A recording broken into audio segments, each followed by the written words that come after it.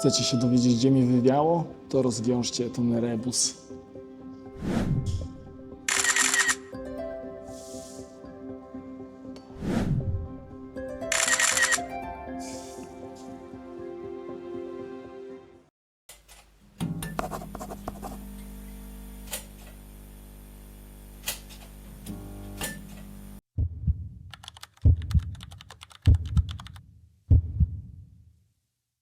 Witajcie moi drodzy na co niedzielnej przygodzie, w której to zabieram Was po UK w miejsca, które serwują polskie jedzenie.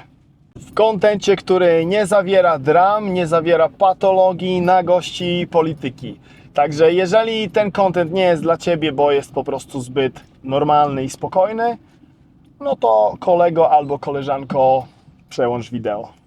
A skoro tutaj zostałeś lub zostałaś, to znaczy, że taki content sobie cenisz, to znaczy, że taki content jest dla Ciebie interesujący i za to Wam serdecznie dziękuję.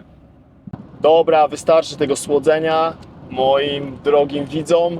Jak to mówią tutejsi, straight to the point. Wybieramy się dzisiaj do Nottingham, do restauracji Bread and Wine. Mam takie mieszane uczucia, jeżeli chodzi o ten lokal, a jeszcze w ogóle nawet w nim nie byłem, nie? Po prostu, jeżeli wpisujecie na Google Bread and Wine Nottingham, to tak wyskakuje fajnie. Takie nawet vibe restauracyjne bym powiedział, ale na ich Facebooku dają, jedyne ich posty to tylko jest danie dnia, nie? No i na pewno dzisiejsze danie dnia, takie, dla mnie odpada z jednego względu. Ja nie trawię gołąbków. Miałem kiedyś, jak to każdy z nas, za dzieciaka epizod jedzenia gołąbków i miałem epizod zmuszania mnie przez moją mamuśkę, którą pozdrawiam, do jedzenia tej kapusty, nie?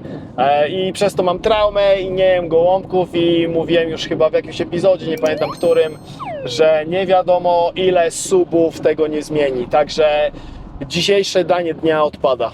Skoro danie dnia odpada, to co? No to mam nadzieję, że Bread and Wine prezentujący się restauracyjnie ma coś więcej do zaoferowania niż danie dnia.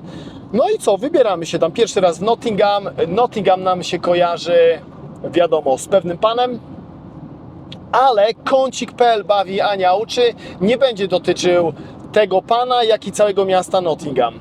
Bo patrząc na Google Map, ten Bread and Wine zaraz stoi koło kościoła Matki Boskiej Częstochowskiej, o ile dobrze mnie pamięć nie myli, w moim wieku. No to co? No to takie trochę patriotyczne vibe, typu Leeds, a więc kącik.pl bawi Ania uczy. Aniu, powiedz może nam coś ciekawego na temat rodaków w Nottingham. Polska społeczność w Nottingham to jedna z największych i najbardziej dynamicznych grup imigranckich w tym mieście. Szacuje się, że Polacy stanowią jedną z najliczniejszych mniejszości narodowych w regionie East Midlands, a ich obecność w Nottingham zaczęła się znacząco zaznaczać, zwłaszcza po 2004 roku, kiedy Polska przystąpiła do Unii Europejskiej. Co ciekawego można powiedzieć o tej społeczności? Silne więzi społeczne i kultura. Polacy w Nottingham chętnie tworzą własne inicjatywy społeczne i kulturalne. Działa tu kilka polskich sklepów, piekarni, a także restauracji serwujących tradycyjne dania, takie jak pierogi, bigos czy schabowy. Wiele osób spotyka się w ramach stowarzyszeń, klubów sportowych czy grup wsparcia. Kościół jako centrum życia. Dla wielu członków tej społeczności ważnym miejscem jest polski kościół.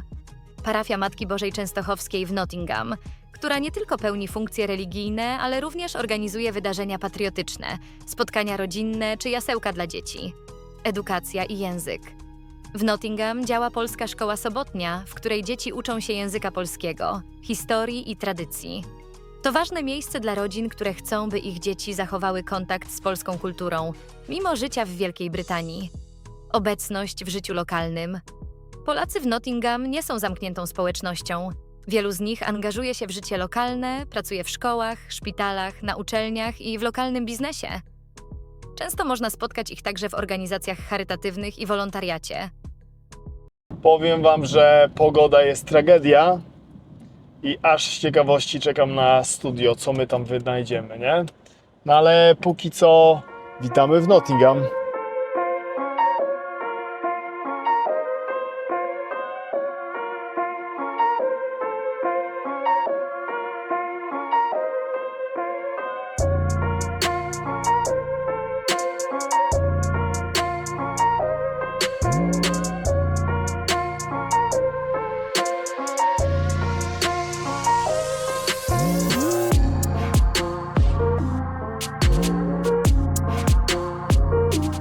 Siemanko, jesteśmy na miejscu, powiem wam, że podróż masakryczna, nie? Korki wszędzie, leje deszcz.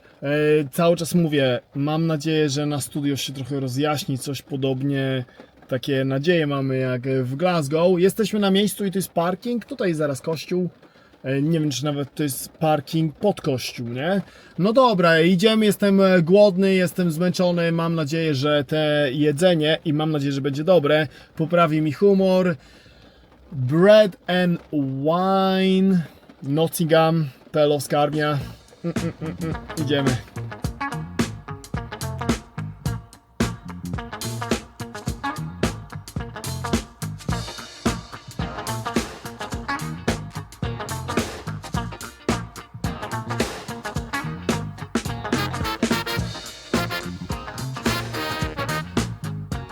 Zamówienie złożone, wziąłem zupę i ta zupa też będzie lekka historia do tego. Wziąłem drugie danie, które złamało moją zasadę eating out. I nie chodzi o kurczaka, bo ją już parokrotnie albo paronastokrotnie łamaliśmy tutaj na tym kanale.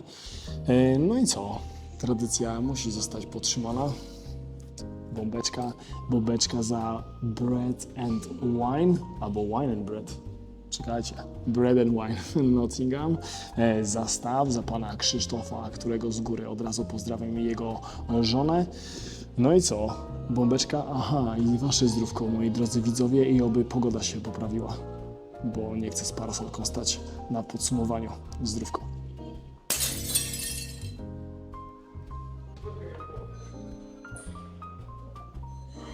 Jak już zobaczyliście, wjechała zupa, a ta zupa jest zielona i ona może wygląda na ogórkową, a takową nie jest. Jest to zupa szczawiowa i jak oglądaliście epizod w Cambridge, tam zjadłem zupę szczawiową po 100 latach i ona była na szczęście dla mnie zblendowana. Tutaj nie jest zblendowana, ale z czystej ciekawości chcę zobaczyć, jak to smakuje.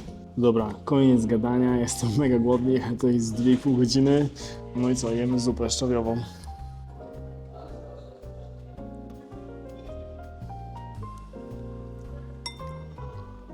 Jeszcze raz. Chodźcie, zobaczcie w ogóle, co tu się dzieje. No i co? Ziemniaczki. Nawet tu jest jajo. I chyba w szczawiowej są ogólnie jajka, nie? Już ten Cambridge było dosyć dawno temu, nie pamiętam. I ona naprawdę prezentuje się jak taka trochę ogórkowa. A że byłem taki nie za bardzo do szczawiowej, to pan mi powiedział, jeżeli smakuje ogórkowa i konsystencja ogórkowej to ta też będzie ok. I co? Jest ok. Powiem wam, że nie tyle, że jest ok, ona jest naprawdę dobra, nie? Taka kwaskowata. Chleb mam, ale głównie chleb dlatego, że pana poprosiłem po prostu o intro. Cieplutki chlebek. Mi się zdaje, że taka kromka chleba powinna być takim standardem do takiej zupy. Także jak coś, spytajcie o kromkę chleba. Co to byłaby za zupa z jajkiem bez spróbowania jajka?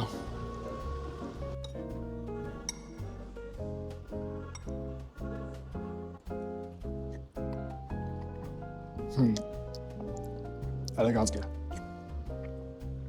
Zupa elegancka i ten chlebek też jest elegancki. Czekamy na drugie danie. Czekamy na maina. Widzicie, mam czerwone winko w dłoni i to świadczy o tym, że złamaliśmy moją zasadę eating out po raz pierwszy na tym kanale, bo ona nie dotyczy kurczaka. Kurczaka już złamaliśmy parę razy. Po prostu ja kurczaka, łososia, steki bardzo często jem, praktycznie codziennie jem to u siebie. No i nie jadam takich rzeczy. Nawet wolę, jak jestem na out, wolę porka zjeść, bo po prostu w domu tego porka nie jadam, nie? Dzisiaj wiedzie, powiem wam, sirloin steak. Po prostu zobaczymy to na karcie menu i mówię, wiecie co, czemu nie? Jemy steka, oczywiście wysmażonego medium. Nieraz robię medium rare u siebie w domu, ale dzisiaj wiedzie medium. Zobaczymy, jak to wiedzie. I od razu też Wam chcę powiedzieć, że obok tutaj wesele jest. Zaraz będzie wesele i DJ już próby robią, czyli mam nadzieję, że póki co jest cisza, na szczęście, ale jak muzyka wiedzie, mam nadzieję, że moje edycje sprawią cuda. Także ja sobie biorę łyczka tego winka i to jest chyba house wine, ale więcej w podsumowaniu. No i co? I czekamy na steka.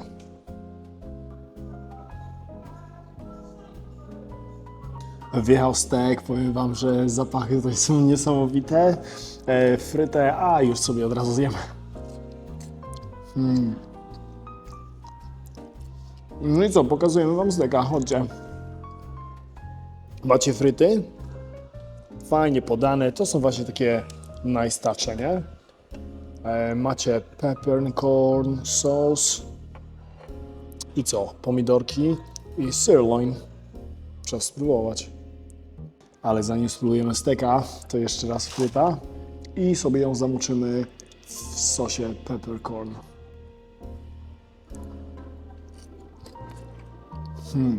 Dobry.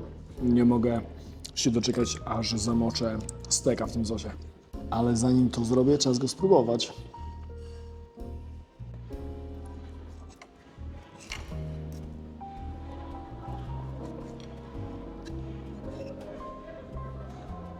Jak usłyszeliście, muzyka już wjeżdża. Mam nadzieję, że to jakoś zrobię edytowo, nie? Dobra, wjeżdża stek.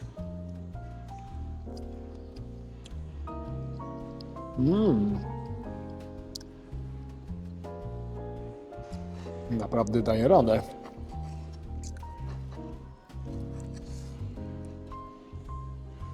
Jeszcze jeden, ale tym razem zamaczamy.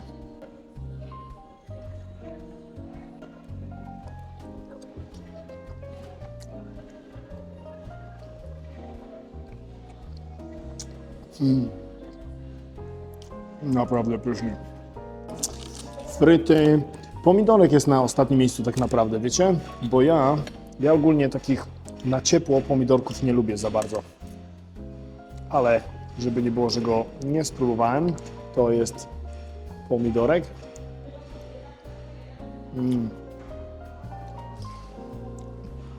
Naprawdę zastanawiam się, czy od czasu do czasu nie złamać i tej zasady. Eating out. Słuchajcie, zajadam się stekiem, popijam to winko, no ale niestety będę musiał podjąć bardzo ważną decyzję dotyczącą mojego pobytu, dalszego pobytu tutaj. O tej decyzji za chwilę się dowiecie, jak to zjem. Hej, opuszczamy Bread and Wine w Nottingham. No i co, opowiem Wam w samochodzie, bo oczywiście pada, co wyszło z moim deserem. Albo nie powiem Wam w samochodzie, bo już w nim jestem, powiem Wam na podsumowaniu, do którego zapraszam. Wiem, że dla niektórych będąc w Nottingham i studio nie mieć w ogóle związanego z Robin Hoodem to jest letdown. Niestety, słuchajcie, jesteśmy dzisiaj tutaj w Attenborough Nature Reservoir. I Attenborough to jest chyba ten gościu, nie? Sir David Attenborough, który ma na BBC jedyne chyba jakieś fajne rzeczy, które wychodzą z BBC, to są jego programy.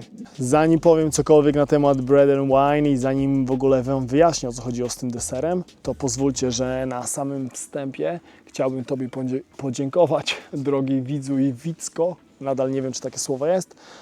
No i co? I chciałem podziękować Krzysztofowi i Agnieszce, przemiłym właścicielom Bread and Wine, i chciałem podziękować Danielowi, który troszczył się dzisiaj o mnie podczas dzisiejszej wizyty. O co chodziło z tym deserem i z kawą? Po prostu zaraz obok było wesele, przygotowanie, DJ zaczynał mieć próby.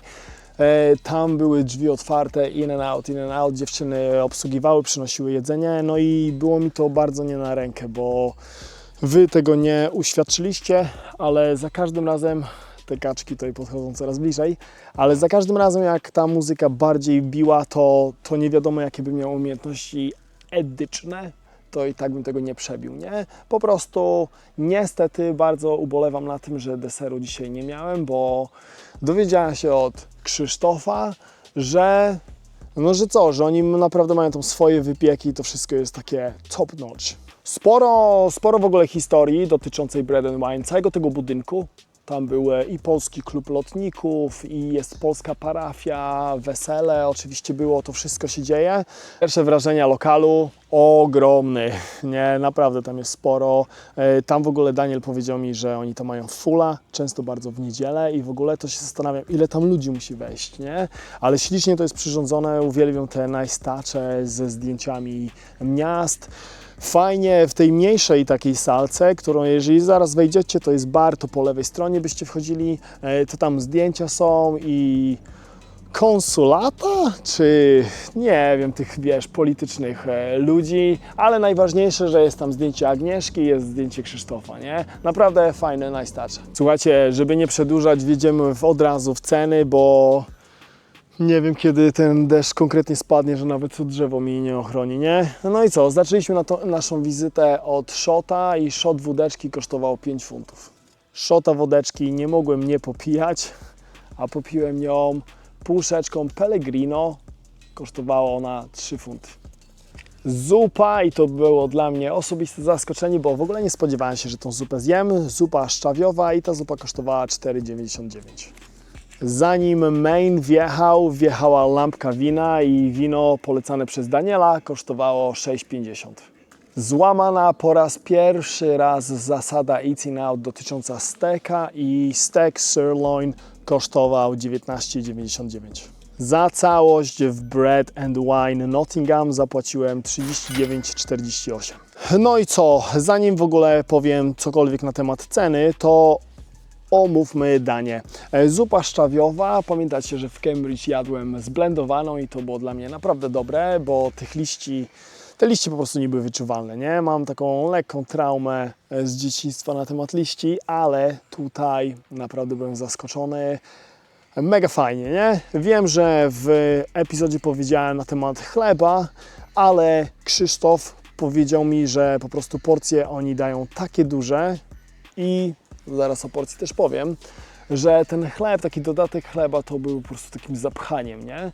Nadal uważam, że jeżeli potrzebujecie chleba, jeżeli jesteście w stanie tyle zjeść co ja, to po prostu spytajcie się o kromkę, o pół kromki chleba do zupy i na pewno Wam dadzą. Także zupa na plus. Jeżeli chodzi o maina, powiem Wam, warto było złamać tą zasadę, bo ten sirloin steak był naprawdę dobry, nie? Te porcje, ogólnie takie steakowe porcje nie są wielkie, nie? Tylko że cały czas podkreślam, że to chodzi o mnie. Ja naprawdę dosyć zjem, ale co jest najważniejsze? Najważniejsze, że się najadłem. Nie nażarłem się, nie obżarłem się, że wiecie, że teraz z wielkim brzucholem będę podróżował z powrotem do domu. Nie, najadłem się. Sirloin mega dobry, ten peppercorn sauce, to jest taki klasyk, wiecie. Jeżeli chodzicie tutaj na steki, nie?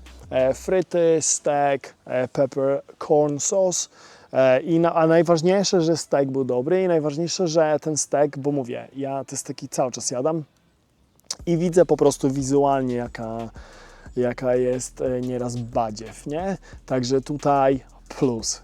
W ogóle powiem Wam, że ta cała cena, 4 dyszki za szocik, winko, ja też wziąłem większą lampkę sobie wina, za zupę, za główne danie steka. To nie jest pierogi, nie? To nie są pierogi, to nie jest schabowy, to jest stek. To wiecie, sama cena mięsa jest też droga. 4 dyszki w restauracji. Ja się bardzo cieszę, że to jest restauracja, a nie jadłodalnia, bo po prostu miałem ochotę dzisiaj na takie vibe restauracyjne, nie? Także 4 dyszki na to, co zjadłem w Nottingham.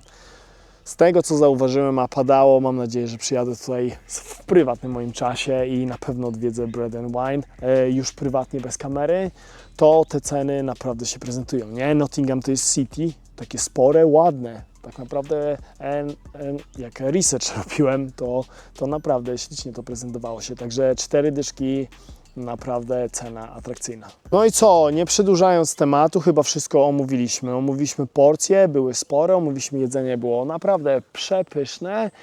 Omówiliśmy ceny.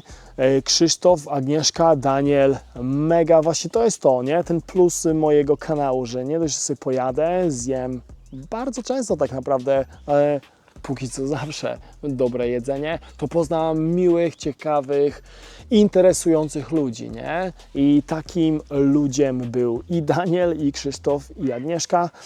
Krzysztof mega w ogóle, fajnie pokazał mi i wszystkie pomieszczenia i przedstawił historię. Później Daniel przedstawił kolejną historię. Agnieszka nic mi nie przedstawiła, bo przyszła, siebie przedstawiła. No, ale mega fajnie, w ogóle dzięki tam na górze, że nie pada, mam fajny humor. Poprawił mi się ten humor, bo cały czas się bałem o tą pogodę, nie? Na studio, bo przyzwyczaiłem Was, wiesz, już do zabierania Was w naturę. Standardowa gafa, słuchajcie, naturalnością jest to, jeżeli nie usnęliście podczas mojego podsumowania, że oni robią wesela, czyli na pewno, wiecie, wszystko tam robią, nie? Zgłoście się, link i zapewne strona internetowa, bo taki lokal musi mieć stronę internetową. Patrzcie na ten widok. Będzie w przypiętym komentarzu i w opisie. Także co? Wracamy do podsumowania. No i co? Czas na werdykt. Bread and Wine Nottingham. Aż wstanę. Lokal. Smaczy. Śliczna miejscówka. W ogóle naprawdę ona ślicznie się prezentuje. Restauracja. Ja trochę ubolewam nad tym, że w mojej lokalizacji bliżej mnie nie ma takiej restauracji, nie? To znaczy jest Kulczew, jest mój w ogóle pierwszy lokal jakikolwiek, kiedykolwiek w życiu nagrałem, Preston, ale takie restauracja, nie? Wino, bo w Preston niestety nie mogę sobie alkoholu wypić, winko, wódeczki dobre czy coś, także ode mnie smaczy, pyszne jedzenie, przemiła obsługa, duże porcje. No co, przyjeżdżać do Nottingham, nie macie żadnych wymówek. Przyjeżdżać do Nottingham, mam nadzieję, że traficie w lepszą pogodę, chociaż nie marudzę, jest naprawdę super teraz akurat. No i co, widzimy się za tydzień, w niedzielę, godzina UK, czasu 19. Nie przepracowywać mi się w pracy, bez żadnych aferek koperkowych i widzimy się za tydzień. Cześć!